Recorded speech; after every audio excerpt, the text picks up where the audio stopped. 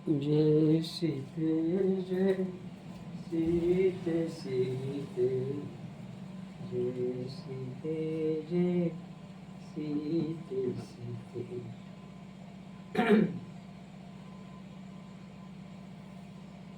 श्रद्धा पर एक दृष्टांत शीर्षक से मैं आपको एक कथा सुना रहा हूँ। एक समय शिवजी महाराज पार्वती के साथ हरिद्वार में घूम रहे थे। पार्वती ने देखा कि सहस्त्रों मनुष्य गंगा में नहा नहा कर हर हर करते जा रहे हैं, परंतु प्रायः सभी दुखी और पाप परायण हैं। पार्वती ने बड़े आश्चर्य के साथ शिव जी से पूछा कि हे देव, गंगा में इतनी बार स्नान करने पर भी इनके पाप और दुखों का नाश क्यों नहीं हुआ? क्या गंगा में सामर्थ्य नहीं रही? शिव जी ने कहा, प्रिय, गंगा में तो वही सामर्थ्य है, परंतु इन लोगों ने पाप नाशनी गंगा में स्नान ही नहीं किया है, तब इन्हें लाभ कैसे हो? पार्वती ने आश्चर्य कहा कि स्नान कैसे नहीं किया? सभी तो नहा नहा कर आ रहे हैं, अभी तक इनके शरीर भी नहीं सूखे हैं। शिव जी ने कहा, एक केवल जल में डुबकी लगाकर आ रहे हैं, तुम्हें कल इसका रहस्य समझाऊंगा। दूसरे दिन बड़े जोर की बरसात होने लगी, गलियां कीचड़ों से भर गई। एक चौड़े रास्ते में एक गहरा गड्ढा था, चारों ओर लपटीला कीचड़ भर रहा था।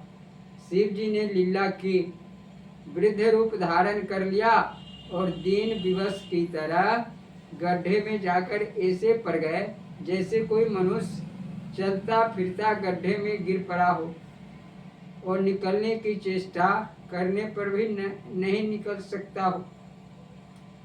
पार्वती को यह समझाकर गड्ढे के पास बैठा दिया कि देखो, तुम लोगों को सुना सुना कर यूं पुकारती रहो कि मेरे वृद्ध पति अकस्मात गड्ढे में गिर पड़े हैं, कोई पुण्यात्मा इन्हें निकाल कर इनके प्राण बचाए और मुझ असहाय की सहायता करें।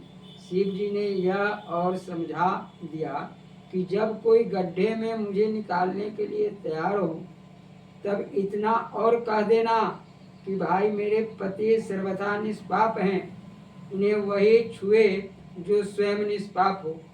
यदि आप निष्पाप हैं तो इनके हाथ लगाइए, नहीं तो हाथ लगाते ही आप भस्म हो जाएंगे। पार्वती तथास्तु कहकर गड्ढे के किनारे बैठ गई और आने जाने वाले लोगों को सुना सुना कर शिव जी की सिखाई हुई बात कहने लगी। गंगा में नहाकर लोगों के दल आ रहे हैं। सुंदरी युवती को यूं बैठी देखकर कईयों के मन में पाप आया।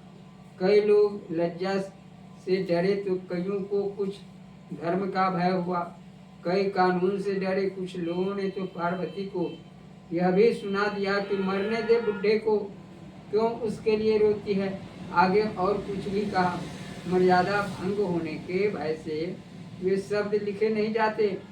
कुछ दयालु सचित्र पुरुष थे, उन्होंने करुणावश वो युवती के पति को निकालना चाहा, परंतु पार्वती के वचन सुनकर वे भी रुक गए। उन्होंने सोचा कि हम गंगा में नहाकर आए हैं तो क्या हुआ, पापी तो है ही, कहीं होम करते हाथ न जल जाए। बुढ़े को निकालने जाकर इस स्त्री के कथनानुसार हम स्वयं भस्म न हो जाएं। सुतरा किसी का साहस नहीं हुआ। सैकड़ों आए और सैकड़ों ने पूछा और चले गए। संध्या हो चली।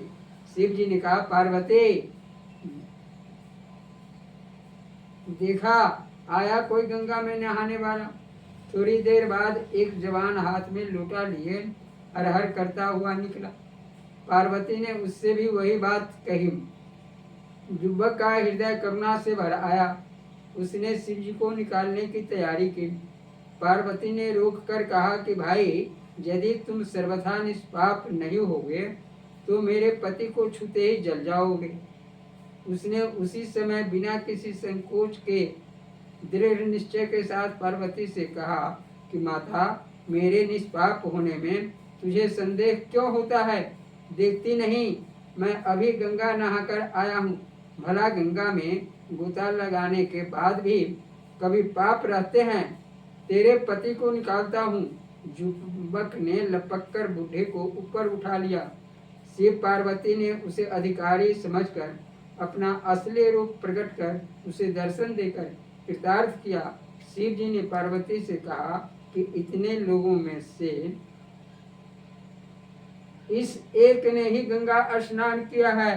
इस कथा प्रसंग से आपको यह शिक्षा लेनी चाहिए कि गंगा सदा स्नान करते हैं तो अपने मन की पापों को धो डालते हैं, लेकिन मन की पापों को धोते नहीं।